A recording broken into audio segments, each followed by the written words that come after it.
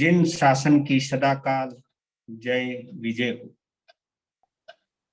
श्री महावीर शासन की सदा जय हो, सदा जय हो। श्री महावीर शासन की सदा जय हो, सदा जय हो। सुधरे मां स्वामी के गण की सदा जय हो, सदा जय हो। सुधरे मां स्वामी के गण की सदा जय हो, सदा जय हो।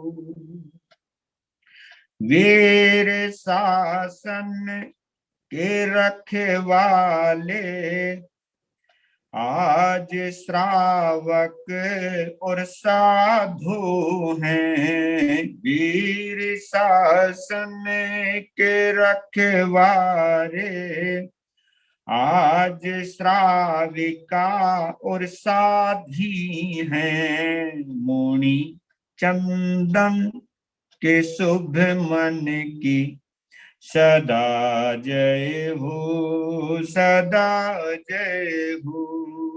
मुनि चंदन के शुभ मन की सदा जय हो, सदा जय हो।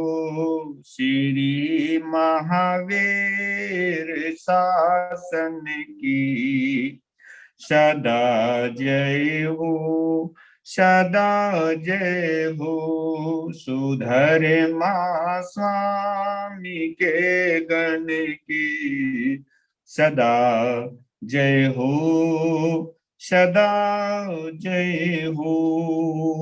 इस अवसर्पणी काल के प्रथम आचार्य श्री सुधर्मा स्वामी भगवान की जय।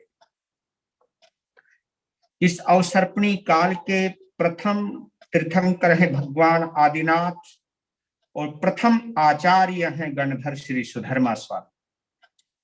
क्योंकि तीर्थंकरों की मौजूदगी के अंदर आचार्य गणधर के रूप में रहते हैं, लेकिन आचार्य शब्द का उपयोग कम होता है। गणधर यानी गणों को धारण करने वाले, व्यवस्थापक, जिनवाणी को सूत्रागम में लिपिबद्ध करने वाले जो गणधर होते हैं। तो भगवान महावीर के निर्वाण के बाद इस जिन शासन के प्रथम आचार्य बने आर्य सुधर्मा स्वामी, उनको हृदय से नमन करते हैं।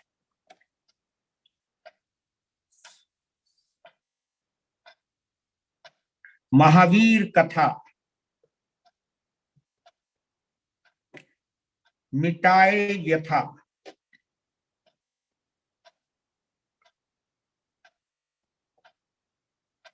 ये आनंद की गंगा है।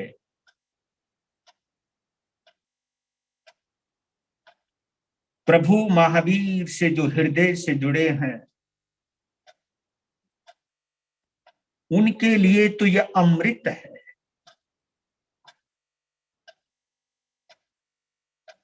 अपने आराध्य की जीवनी के संबंध में जो कुछ जिज्ञासा रखते हैं उनके लिए ये सुंदर समाधान है।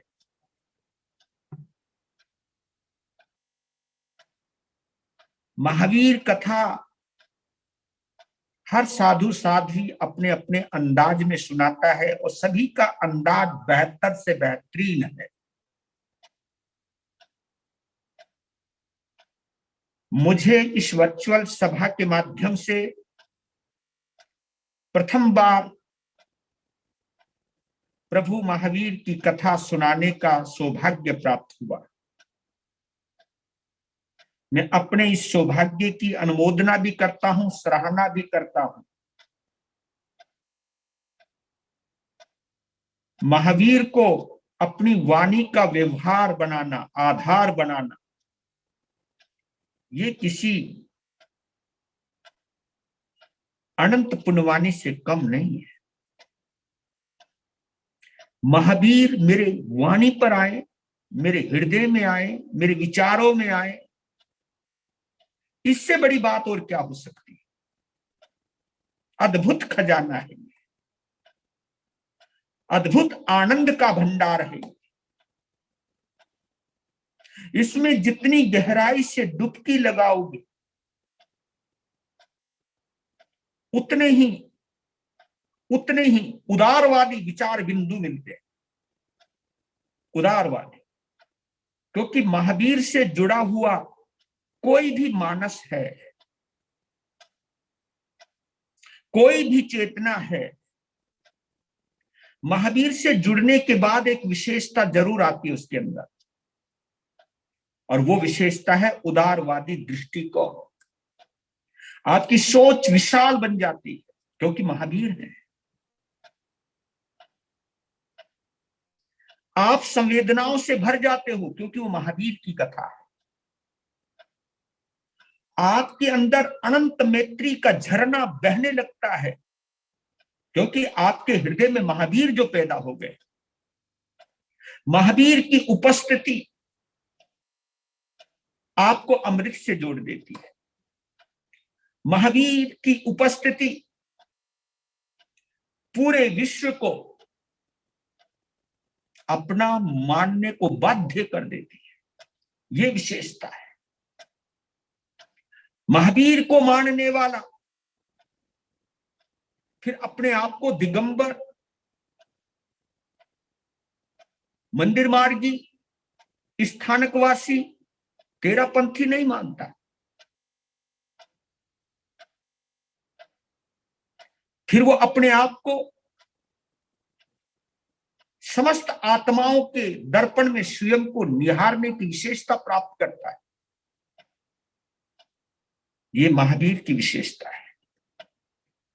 और ये विशेषता किसी भी तरह हम सभी के अंदर आ जाए ताकि हम उदारवादी बन सके, ताकि हम गुणग्राही बन सके, ताकि हम संवेदना युक्त बन सके, मैत्री पूर्ण बन सके, करुणा पूरित बन सके। क्योंकि ये रिजल्ट है महावीर को पूजने का, ये परिणाम है महावीर को समझने का। लीजिए, आज हम एक विषय पर चर्चा करें, प्रभु चले निज घर की ओर। कल आपने वर्धमान के रूप में अपने भगवान का बचपन देखा है, बाल लीलाएं देखी, और बालपन में भी कितनी स्थिरता है, बालपन में भी कितनी गंभीरता है, और गंभीरता के साथ कितनी सहजता है। ये बड़ा अनुभव करने योग्य प्रभु महावीर के बाल जीवन से हमें ये शिक्षा मिलती। जब भी मैं प्रभु महावीर के बाल जीवन से जुड़ने का एक आत्मिक प्रयास करता हूं तो बड़ा अपने आप को हल्कापन महसूस करता। प्रभु महावीर कितने बालकपन में सौम्य रहे होंगे, उनकी आंखों में कितना प्रेम भरा रहता होगा, और अनंत मैत्री उनके चेहरे पर क्या सौंदर्य बनकर की निकलती होगी, क्या वातावरण सुरम्य होगा। धन्य है मेरी मां त्रिशला, तूने अनंत पुण्यवान अंतिम तीर्थंकर परमात्मा को अपनी गोद में शरण दी, अपनी गोद में सहलाया, बैठाया, अपना दूध पिलाया, उनका बचपना देखा, उनको चलते हुए देखा, उनको हंसते हुए देखा, उनको ध्यानस्थ होते हुए देखा, उनकी सहजता को देखा। वाह मां, तू अद्भुत है मां। वाह महाराज धीराज सिद्धार्थ, तुमने तो सारे अर्थों को ही सिद्ध कर दिया। और हम भी कोई कम सौभाग्यशाली नहीं है। हाँ हे मां, तूने अगर उसे अपनी कुक्षी से जन्म दिया है तो हमने भी अपने हृदय में उनको जन्म दिया है।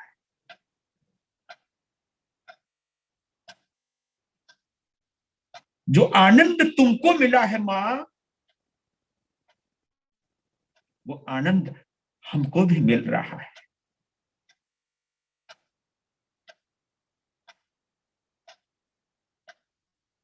ये बड़ी कृपा है मां, तूने हमें महावीर दिया, महावीर के रूप में एक चिंतन दिया, महावीर के रूप में एक सरल सिद्धांत दिया, महावीर के रूप में हमको अनेकांतवाद दिया, महावीर के रूप में हमको अपरिग्रह दिया, महावीर के रूप में हमको मैत्री और करुणा दी। देखिए, ज्ञानियों ने इस संसार को, इस पूरी दुनिया को, पूरे ब्रह्मांड को, चारों गतियों को एक सागर की उपमा दी है। कभी तो हम कहते हैं संसार सागर, भव सागर, जिसमें 4 गतियां हैं, 84 लाख जीवा योनियां, 84 लाख जीवा योनियां, जहां से जीवों की उत्पत्ति होती है। ये संसार एक सागर है। और देखो, सागर में 2 चीजें रहती हैं। वैसे तो बहुत चीजें हैं सागर में, लेकिन 2 चीजों के ऊपर चिंतन कर रहे हैं हम। एक है मछली और एक है नौका, नाव। जहाज भी हो सकता है, पर लेकिन जहाज भी तो नौका का विस्तृत रूप ही तो है। ये ऐसे ही तो हुआ ना, नाव ऐसे जैसे बालक, जहाज ऐसे जैसे नौजवान। हर बालक के अंदर नौजवान और बूढ़ा व्यक्ति भी छुपा हुआ है। ऐसे नाव के अंदर भी तो जहाज है, नाव से ही तो जहाज बना है। नाव ना होती तो जहाज कहां से बनता? तो नाव भी पानी में रहती है, नाव भी सागर में रहती है, मछली भी सागर में रहती है। लेकिन दोनों में अंतर क्या है? इस अंतर को समझना है, क्योंकि सागर एक, पानी एक, लेकिन दोनों को रहने का ढंग अलग अलग है। उस ढंग के आधार पर हम व्याख्या कर सकते हैं कि इस संसार सागर में ज्ञानी और अज्ञानी दोनों ही रहते हैं। लेकिन अंतर इतना है, जो अज्ञानी है उसकी उपमा मछली से दी गई है, और जो ज्ञानी है उसकी उपमा नौका से दी गई। और मालूम है आपको, भगवान महावीर ने इस शरीर को भी नौका ही कहा है। शरीर माहु नावत्ति विच्चो, ये शरीर जो है ये भी एक नाव है। इसमें आत्मा भी सवार है और भव सागर तो है ही है।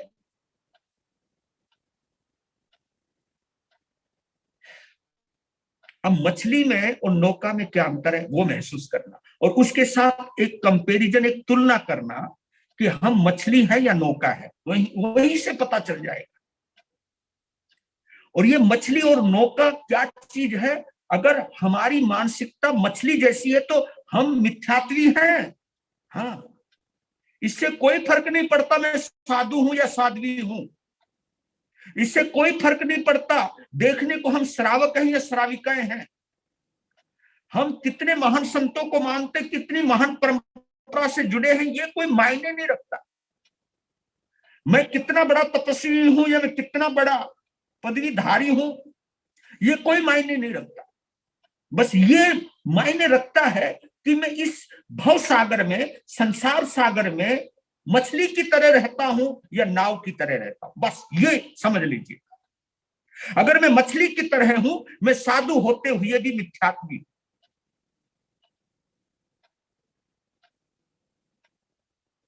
अगर इस संसार सागर में मैं नाव की तरह रहता हूं, तो मैं गृहस्थी होते हुए भी साधु। बस दैट्स ऑल।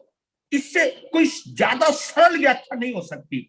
अगर हम आगम का निचोड़ निकाल करके लाएं और भगवान महावीर के चिंतन को, आगम के सार को अगर हम समझने की कोशिश करें, तो इससे बढ़िया सरल उपाय हो ही नहीं सकता कि हम इस संसार सागर में मछली की तरह रहते हैं या नाव की तरह रहते हैं। क्योंकि मछली को अगर पानी से थोड़ा सा अलग कर दो ना, तो वो छटपटा करके मर जाती है, उसकी देखने वाली स्थिति होती है। परंतु नौका, नाव पानी में रहते हुए भी पानी से ऊपर रहती है, बल्कि उसमें बैठने वाला और उसमें बैठाने वाला दोनों ही पार हो जाते हैं। वाह भाई वाह। इसलिए तीर्थंकरों के लिए एक शब्द का और उपयोग किया गया, तारण तिरण जहाज।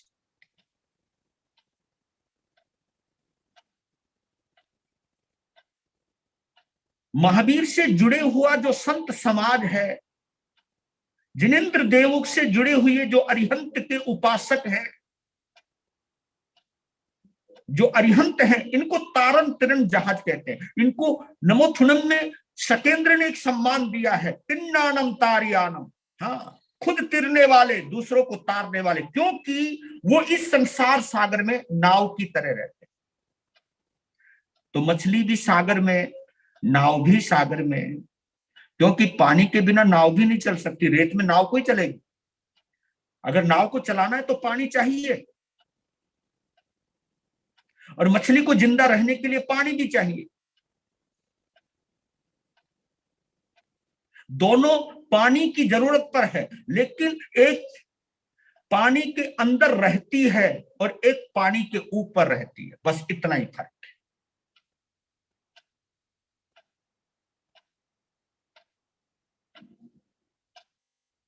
तो इस संसार सागर में जो मछली की तरह रहते हैं ना, उनकी मानसिकता कैसी रहती है?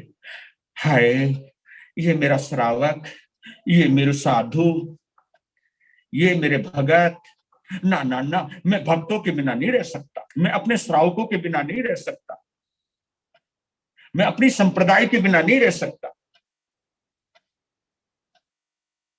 मैं अपने बच्चों के बिना नहीं रह सकता, मैं अपनी दुकान के बिना नहीं रह सकता। बस समायत तो करूंगा, लेकिन भैया दुकान की पहले सोचूंगा। हाँ, और इसलिए कईयों के अंदर जब दुकान भरी हुई रहती है, व्यापार भरा हुआ रहता है, बाजार भरा हुआ रहता है, तो क्या करते, समायिक के अंदर भी उनको वही याद आता रहता है, क्योंकि शरीर ही तो समायिक कर रहा है। मन में तो दुकान है, मन में तो घर है, मन में तो मोह और ममता है, मन में तो आकर्षण है। तो क्या है, शरीर काम आता है समायिक के, और मन घूमता रहता है, मन घूमता रहता है। ये मन मछली की तरह बन जाता है।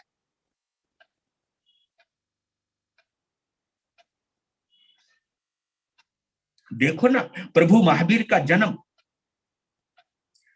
ऐश्वर्य में हुआ, संपदा में हुआ, भोग विलास के संसाधनों के बीच में हुआ। महावीर का जन्म, गौर करना, क्या कमी थी महावीर को? एक सम्राट के घर पैदा हुआ है, अनंत पुण्यवानी, हर चीज उपलब्ध, वहां कोई बीमारी नहीं, कोई रोग नहीं, कोई डर नहीं, हर चीज मौजूद है वहां पर। तो इतने समस्त संसाधनों के बीच में रहते हुए भी बालकपन से ही, बचपन से ही महावीर तृप्त दिखाई देते, संतुष्ट दिखाई देते, कोई उतावलापन नहीं, कोई पागलपन नहीं। टिकाऊपन है। ये महावीर के बचपन से मिल रही है हमको प्रेरणा। वाह, जिसकी वजह से वो आत्म भाव में रहते और जिसकी वजह से वो साधना की ओर बढ़ रहे हैं। उनकी दृष्टि तो बाहर है लेकिन उनकी चेतना अंतर्मुखी।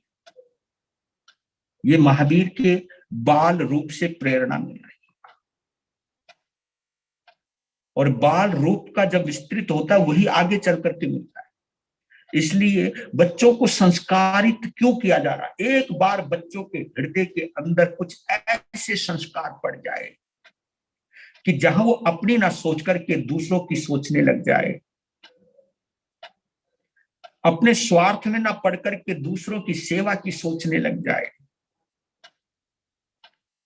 मैं इस दुनिया के अंदर अपनी खुशियां मनाने के लिए नहीं बल्कि जिन शासन की प्रभावना करने के लिए आया हूं किसी भी माध्यम से। और बताऊं आपको, जो धर्म से जुड़ा रहता है ना, तो धर्म, अर्थ, काम और मोक्ष, ये बड़ी गहरी चीज बतला रहा हूं। सनातन परंपरा के अंदर 4 पुरुषार्थ बताए हैं, धर्म, अर्थ, काम, मोक्ष। जो बालक है उसकी शुरुआत धर्म से ही होती है। किसी ने पूछा धर्म कैसा? बालक जैसा। बालक, क्योंकि बालक जो होता है वो अपने स्वभाव में होता है, वहां कोई छल नहीं, कोई कपट नहीं, कोई गंदे विचार नहीं, कोई विकार नहीं, शुद्ध रूप है। इसलिए उसको धर्म कहा है। और बच्चों को धर्म का रूप कहा है, भगवान का रूप कहा है, वो ऐसे ही कहा है क्योंकि वो सरल है, कोई छल कपट नहीं। फिर जवान होते हैं तो अर्थ, लेकिन उस धर्म को, उस बचपन के धर्म को अगर उन्होंने बरकरार रखा तो वो अर्थ यानी धन भी अगर कमाएंगे तो जितना अपने लिए चाहिए उतना ही वो रखेंगे, बाकी सब धन को दूसरों के लिए प्रस्तुत कर देंगे। यानी धन भी कमाएंगे तो धर्म के लिए। फिर है काम।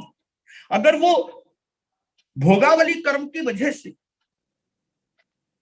संयोग की वजह से, 2 शरीर की मिलने की वजह से अगर वो संसार की भी यात्रा करते हैं तो केवल कुल और परंपरा को आगे थोड़ा सा बढ़ाने के लिए ही उपयोग करते हैं। लेकिन उस काम का, वासना का विषय ऐसा नहीं है कि अपनी मर्यादाओं को लांघ दे, नहीं नहीं।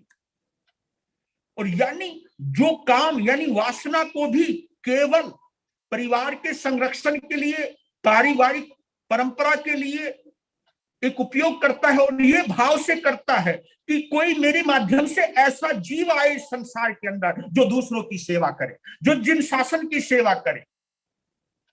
मेरे शरीर के माध्यम से कोई भी ऐसा जीव आए जो परोपकारी हो, जो उद्देश्य है। क्योंकि ये सोच के बच्चों को जन्म देना, ये मेरी सेवा करेंगे, मेरा नाम रोशन करेंगे, वासना है। लेकिन हमारे माध्यम से कोई भी जीव इस संसार में आएगा, वो धर्म के काम आएगा, शासन के काम आएगा और सेवा के काम आएगा, सहयोगी बनेगा, उपयोगी बनेगा और योगी बनेगा। ये भाव से अगर हम किसी भी आत्मा का आह्वान करते हैं, निमंत्रण देते हैं और उनको निमंत्रण देने से पहले खुद साधना करते हैं, तो ये वासना भी साधना बन जाती है।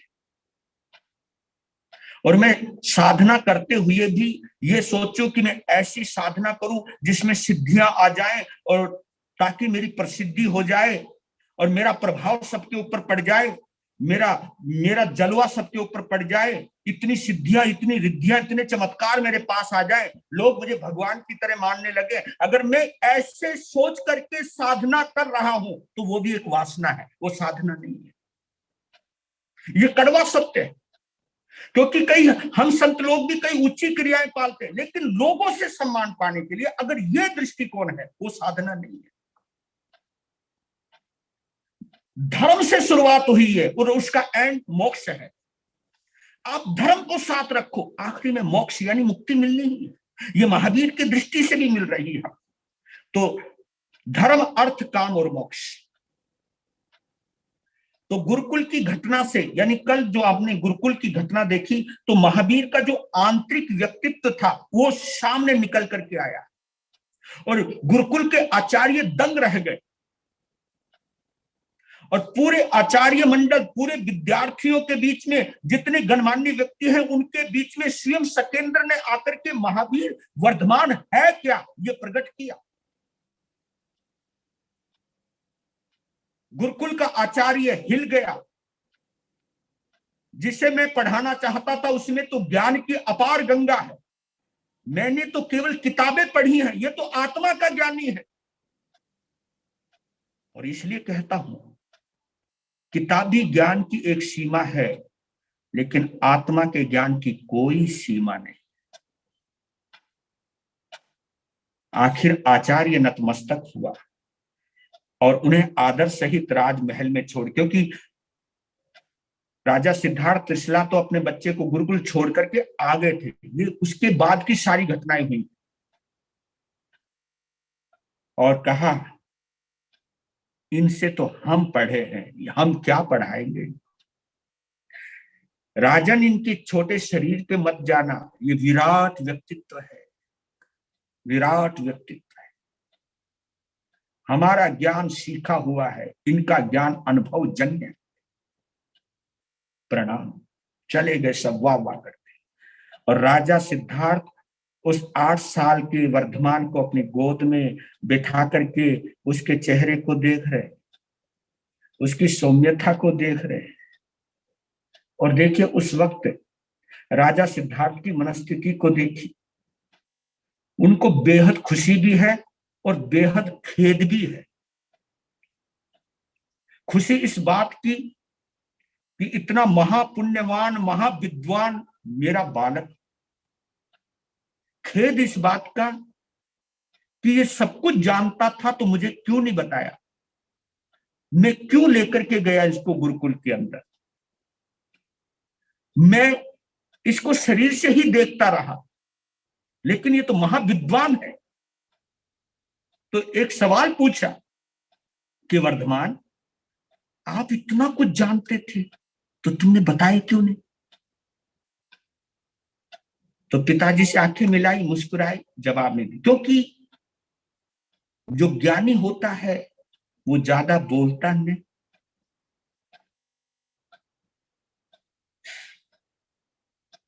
वर्धमान सदा एकांत प्रिय,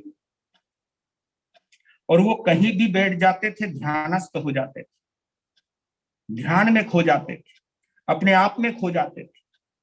और वो किसी भी घटना को, किसी भी पदार्थ को, किसी भी वस्तु को देखते थे तो उन सब घटनाओं को वो अपने से कनेक्ट कर लेते थे, अपने से रिलेट कर लेते थे, अपने से जोड़ लेते थे। ये विशेषता है। आत्मज्ञानी जो होता है वो हर चीज को अपने से जोड़ लेता है, या वो हर किसी में अपने को देखता है। कहने का भाव ये है, वो हर किसी में अपने को देखता है, हर किसी को अपने से जुड़ा हुआ महसूस करता है। ये विशेषता आत्मज्ञानी की होती है।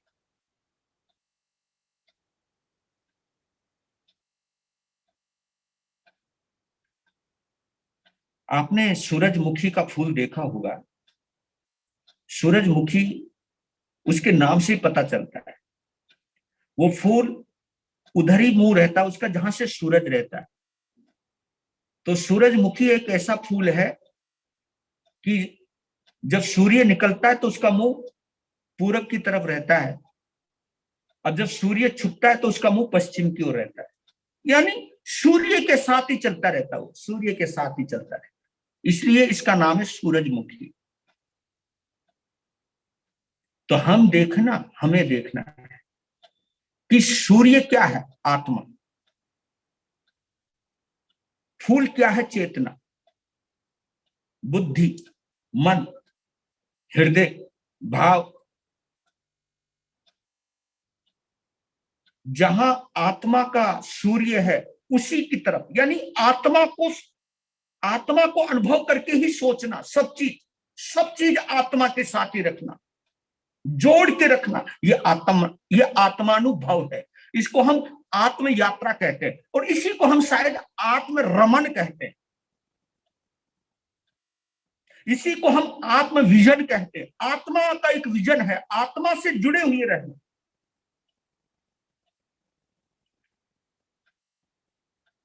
ये तो आपको भी मालूम है कि उनके एक भाई थे जिनका नाम था नंदीवर्धन, बड़े भाई। और नंदीवर्धन को अपने वर्धमान से बहुत प्यार नहीं था, मोह था। इतने प्रतिभा संपन्न अपने छोटे भाई को देख के वो इतराते थे, झूमते थे, पर लेकिन उनको उनके प्रति मोह था, बस ये फर्क। वो ऐसे अद्भुत भाई को देख करके इतराने लग जाते थे, भाई क्या कमाल है, क्या मेरा सौभाग्य है, ये छोटा होते हुए कितना महान है, कितना विद्वान है, कितना तेजस्वी है, कितना ओजस्वी है, कितना प्रतापी है, कितना पुण्यवान है। और इसके आने के बाद हमारा सब कुछ फैलता ही चला गया, वैभव बढ़ता ही चला गया। यानी नंदीवर्धन का पूरा दृष्टिकोण वर्धमान को मानने का इसलिए था क्योंकि उनकी उपस्थिति में उन्होंने सुख के वो दिन देखे थे जिसकी वो कभी कल्पना नहीं कर सकते।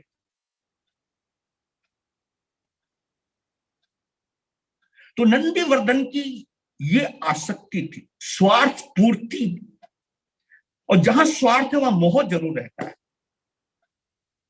और जहां स्वार्थ नहीं होता वहां मैत्री रहती है। मोह एक महारोग है तो मैत्री उसकी महान औषधि है। स्वार्थी व्यक्ति कभी मैत्री भाव में आता ही नहीं है, और मैत्री भाव से जुड़ा हुआ व्यक्ति कभी स्वार्थ में जाता ही नहीं। ये एक सहज वृत्ति है।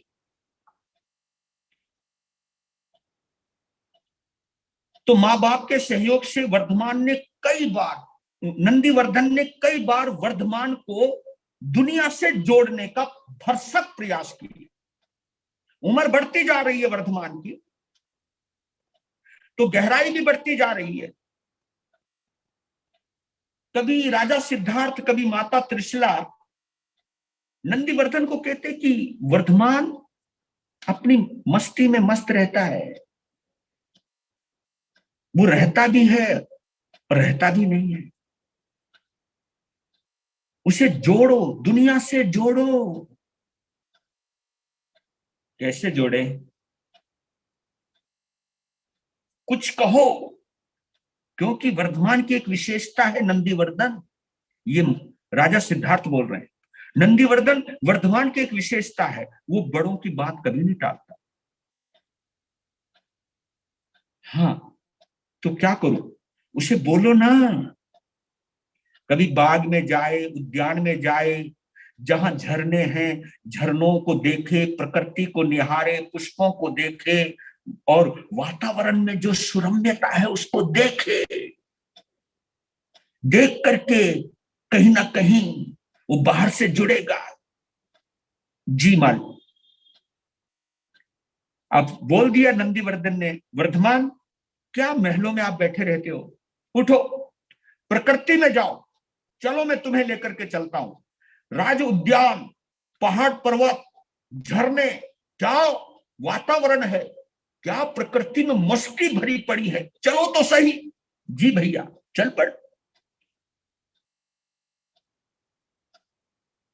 और ऐसी मादक प्रकृति के बीच में, क्योंकि प्रकृति में भी मादकता रहती है, पर लेकिन किनके लिए, उनके लिए जो मादक व्यक्ति होते हैं, जो इंद्रियों को पुष्ट करना चाहते हैं, इंद्रियों की इच्छा पूर्ति करना चाहते हैं, इंद्रियों के विषयों के अंदर उलझे हुए हैं, और विकारों को सहजना चाहते हैं, समेटना चाहते हैं, उनके लिए प्रकृति मस्ती का भंडार है। और जो आत्मा में रहने वाले लोग हैं उनके लिए प्रकृति अपने स्वभाव को उपलब्ध होने वाली बात है।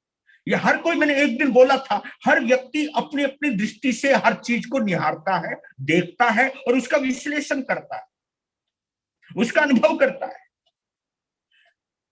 अब देखिए, वर्धमान बैठे हुए हैं, झरनों को देख रहे हैं, पानी को गिरते हुए बहते हुए देख रहे हैं। तो उस पानी को बहते हुए देखते रहते हैं, तो वो देखते हैं कि किसी तरह श्वास भी चले जाएंगे, ये जितना पानी गिर रहा है फिर पानी वापिस नहीं आ रहा, बहता चला गया है। हाँ, कहीं से फूलों की सुगंध आती है तो फिर वो और डूब जाते हैं।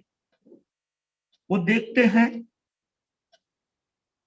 ये सुगंध फूल की है और इस सुगंध को नाक ने ग्रहण किया, लेकिन नाक ने ग्रहण किया या इस नाक के पीछे कोई आत्मा है जिसने इसको ग्रहण किया? क्योंकि मरा हुआ व्यक्ति के पास भी नाक होती है लेकिन वो सुगंध का अनुभव नहीं कर सकता, इसलिए सुगंध लेने वाला कोई और है। हर चीज में इंद्रियों का विषय का चिंतन करते करते भी वो आत्मा तक ही पहुंच जाते, क्योंकि जब वो यात्रा करते थे, बाहर से यात्रा करते थे, आत्मा तक पहुंच जाते थे, क्योंकि वो आत्ममुखी थे, वो अंतर्मुखी थे। उनकी यात्रा बाहर से शुरू होती थी, आत्मा पर जाकर पूर्ण होती थी। यही तो विशेषता है उनकी। हम लोग क्या करते हैं, आत्मा से शुरू करते संसार में चले जाते हैं, और महापुरुष ऐसे होते यात्रा बाहर से शुरू करते आत्मा तक पहुंच जाते हैं, और आत्मा तक पहुंचते पहुंचते परमात्मा से मिल जाते हैं। ये विशेषता है। और हम परमात्मा से मिलते मिलते दुनिया से मिल जाते हैं, यानी भगवान के पास गए, परमात्मा के पास गए, परमात्मा को देखा और परमात्मा को देखती उनको अपनी मर्सिडीज कार नजर आने लगी। हम कि प्रभु एक कार दे देना, तू तो चमत्कारी। वो दुनिया की चीजें मांगता है और महापुरुष दुनिया में रहते हुए परमात्मा को मांगता है, आत्मा का अनुभव मांगता है। नंदीवर्धन ने पूछा, वर्धमान कहां खो गए तुम? कहा, भैया इस वृक्ष को देख रहे हो आप? देखो कहां गए वो, इस वृक्ष को देख रहे हो? सामने एक वृक्ष था, बड़ा विशाल वृक्ष था। हाँ, इस वृक्ष में तुमने क्या देखा? क्योंकि वृक्ष में क्या देखा? वृक्ष वृक्ष देखा, हरा भरा है, फल भी लगे हैं। नहीं, गौर से देखो, क्योंकि सबका नजरिया, क्योंकि जिसको छाया चाहिए वो वृक्ष को छाया के रूप में देखता है, किसी को फल चाहिए तो वृक्ष को फल के रूप में देखता है, लेकिन कोई और गहराई में चला जाता है तो और गहराई से देखता है। ये दृष्टिकोण दिया कि देखो, सबसे ऊपर जो टहनी है वो सबसे पतली है, और जो सबसे पतली है वो सबसे ऊपर है, जो पतली है वो सबसे ऊपर है, और जो मोटी है वो सबसे नीचे है, जो भारी है वो नीचे है, जो पतली है वो ऊपर है। हाँ, पर मतलब क्या इसका? कि इसका मतलब यह है भैया, जो परिग्रह में मस्त रहता है, ये मिल जाए वो मिल जाए, तो वो मोटा तो हो जाएगा पर लेकिन नीचे रह जाएगा, वो भारी तो हो जाएगा पर नीचे रह जाएगा। लेकिन जिसे कुछ नहीं चाहिए वो पतला रहता है, और पतला ही सबसे ऊपर रहता है। वाह! अरे यार, तुम तो फिर वहीं पहुंच गए। अब वो पहुंचे कहां? वहीं तो पहुंचेगा। देखते देखते महावीर युवा हो गए, जवान हो गए।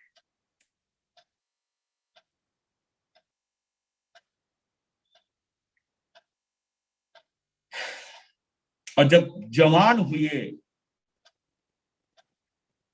तो सबसे ज्यादा खुश कौन हुए? सबसे ज्यादा खुश राजा सिद्धार्थ और त्रिशला हुए, और नंदीवर्धन। क्यों हुए? दृष्टिकोण है। पता नहीं आपका सोचने की शक्ति वहां जाएगी या नहीं जाएगी। बहुत खुश हुई है, क्योंकि राजा सिद्धार्थ त्रिशला को कहने लगा कि त्रिशला, वर्धमान जवान हो गया, हाँ, अब शरीर भर गया, इंद्रिया पूर्ण हो गई, अब जवान हो गया बेटा। हाँ, हो तो गया, करना क्या है? करना क्या है? शादी करनी है। शादी करनी है तो मतलब, अरे शादी हो जाए तो फिर जाएगा कहाँ? अब पता चला कि माँ बाप अपने बच्चों के जवान होने की चिंता क्यों करते हैं, और जवान होने के बाद शादी करवाने की चिंता क्यों करते हैं। अब पता चला, क्योंकि उनको ये पता है अगर इनकी शादी हो गई तो बस बन गई बात, क्योंकि फिर ये छोड़ के जाएगा नहीं। फिर इसे खूंटे से बांध देंगे। हाँ, इसलिए उसका नाम है विवाह बंधन। इसलिए तो कहता हूं कभी कभी बहुत गजब की बात है। सूर्य ग्रहण आपने सुना, चंद्र ग्रहण भी आपने सुना, इसी के साथ साथ एक शब्द है पानी ग्रहण। विवाह का एक नाम है पानी ग्रहण। कहते कि सूर्य ग्रहण भी कितनी देर रहेगा, 1-2 घंटे, ज्यादा ज्यादा 3-4 घंटे। हाँ, आखिर सूर्य राहु के मुख से मुक्त तो हो ही जाएगा। ऐसे चंद्र ग्रहण यानी थोड़ी देर के लिए वो उन्हें दबोच लेता है, अपने मुंह में प्रवेश करवा लेता है, लेकिन थोड़ी देर के बाद छूट जाता है। लेकिन पानी ग्रहण ऐसा है, एक बार ग्रहण हो गया ना पानी, पानी हाथ को भी कहते हैं, हाथ को, उसी को कहे पानी ग्रहण। तभी तो बोलते हैं हाथ पीले कर दो इसके, पानी ग्रहण, किसी के हाथ में हाथ दे दो इसका। ये हाथ ही तो पकड़ते, हाथ पकड़ के फेरा लेते, 7-8 जो भी फेरे हैं वो फेरे लेते, और ऐसा फेरा लेते, ऐसा फेरा लेते, फेरा ही लेते रहते, जैसे कोल्लू का बैल फेरा ही लेते रहता है, ऐसे वो फेरा लेते रहते। आप सोच रहे होंगे महाराज बड़े मस्ती में बोल रहे हो, हमारा मजाक बना रहे हो। मैं मजाक नहीं बना रहा, मैं बता रहा हूं। ये तो मेरा सौभाग्य था, ये फेरे मेरे हाथ, मेरी किस्मत में नहीं थे, मैं भी फेरा लेता रहता, मैं भी इस दुनिया में भटकता रहता। ये भी कोई सौभाग्य है कि हम इन फेरों में नहीं पड़े।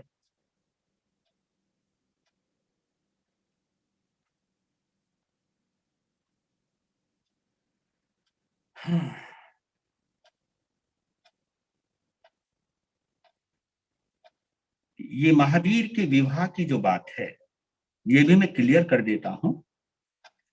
महावीर की विवाह की चर्चा केवल श्वेताम्बर आमनाय में आती, दिगंबर आमनाय में महावीर के विवाह की कोई चर्चा नहीं।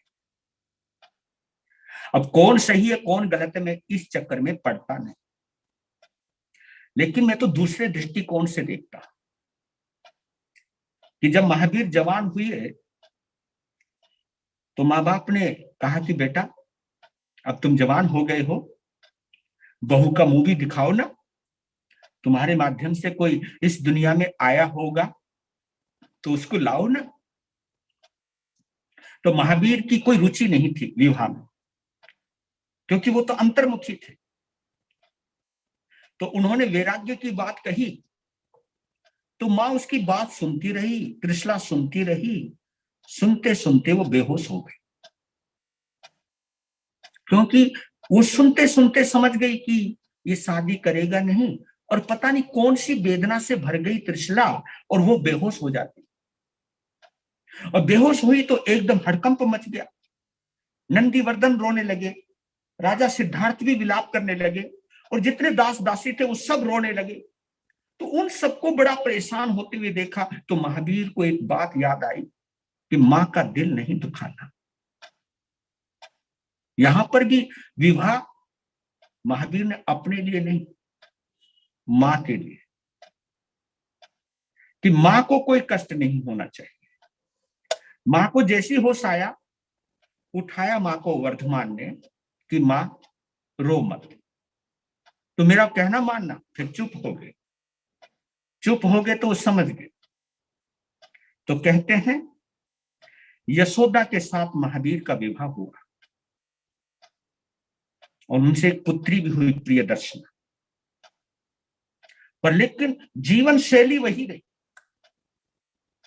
धीरे धीरे वर्धमान ने 28वें वर्ष में प्रवेश किया। जब वो 28वें वर्ष में प्रवेश करते हैं तो वहां एक और दुर्घटना घटित हुई कि राजा सिद्धार्थ और महारानी त्रिशला का एक साथ स्वर्गवास हो गया। पूरे कुंडलपुर के अंदर शोक का वातावरण बन गया, क्योंकि राजा सिद्धार्थ बड़े ही लोकप्रिय थे, जनता पर वो जान देते थे अपने, और लोग उन्हें अपना देवदूत मानते थे, फरिश्ता मानते थे, अपना हृदय का सम्राट मानते थे, और वो सबकी सोचते भी बहुत थे। एक कुशल सम्राट थे राजा सिद्धार्थ। प्रजाजनों की बहुत चिंता करते थे और अब पूरी प्रजा को अपने बच्चों की तरह पाला था। तो जो वातावरण बना उस कुंडलपुर के अंदर, चारों तरफ विलाप, नंदीवर्धन भी रो रहे हैं बहुत, लेकिन जब मिट्टी को मिट्टी में मिलाने की बात आई, यानी दो अर्थियां सज गई। सारी दुनिया रो रही है लेकिन महावीर नहीं रो रहे। महावीर शांत है, महावीर स्थिर है।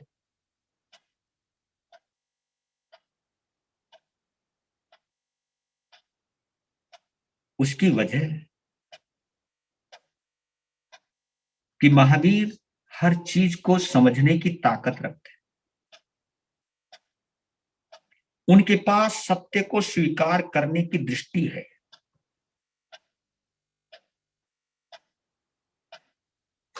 वो आसक्त नहीं है, निरासक्त है। बचपन से ही वीतरागी है वो। शरीर संसार में रहता है, हाँ, जैसे नाव पानी में रहती है। शरीर संसार रूपी जल में रहता है लेकिन ऊपर है। लिखने जितने ये रोने धोने वाले, ये मछली की तरह।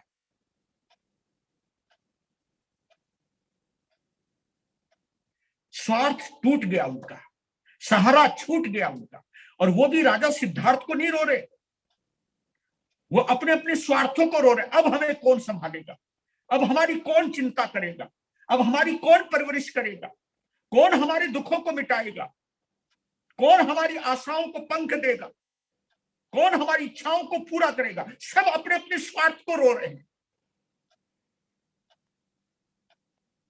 लेकिन महावीर नहीं रो रहे, वर्धमान नहीं रो रहे, क्योंकि वो जानते हैं कि संयोग क्या है और वियोग क्या है। क्योंकि वो जानते हैं संबंध क्या है और संबोध क्या है। क्योंकि वो जानते हैं जन्म क्या है, मरण क्या है। क्योंकि वो जानते हैं प्रकृति क्या है और विकृति क्या है। ये चार सिद्धांत हैं महावीर के।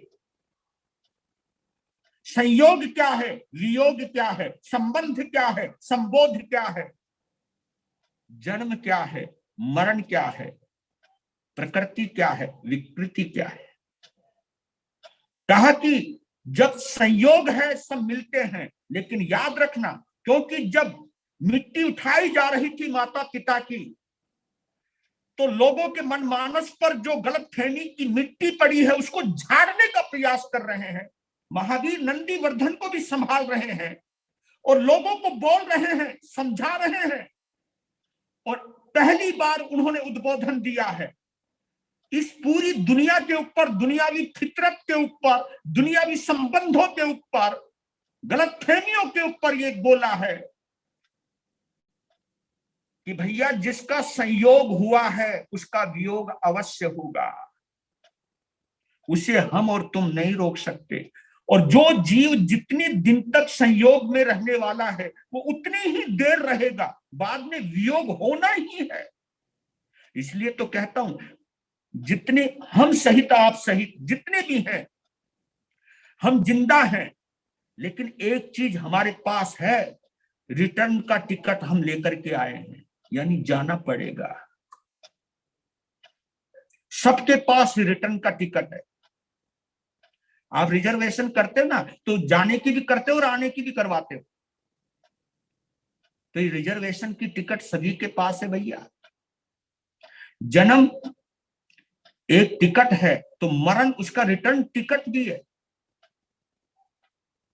जो जन्म है वो संयोग है और जो मरण है वो वियोग है।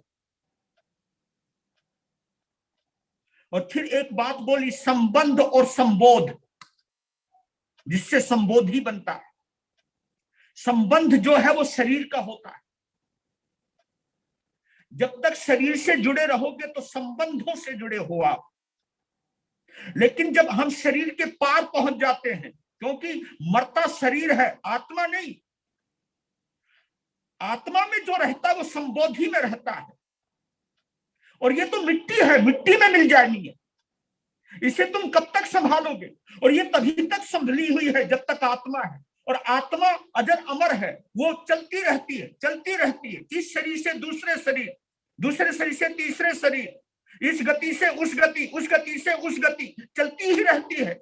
आत्मा अजर अमर है, और संबंध तो शरीर से, और जितने भी शारीरिक संबंध है, सच बता रहा हूं, जितने भी मेरे शिष्य और शिष्याएं हैं, इस शरीर की वजह से तो एक पहचान है, वो मेरे हैं, मैं उनका हूं। किसकी दृष्टि से? शरीर की दृष्टि से, नॉट आत्मा की दृष्टि से।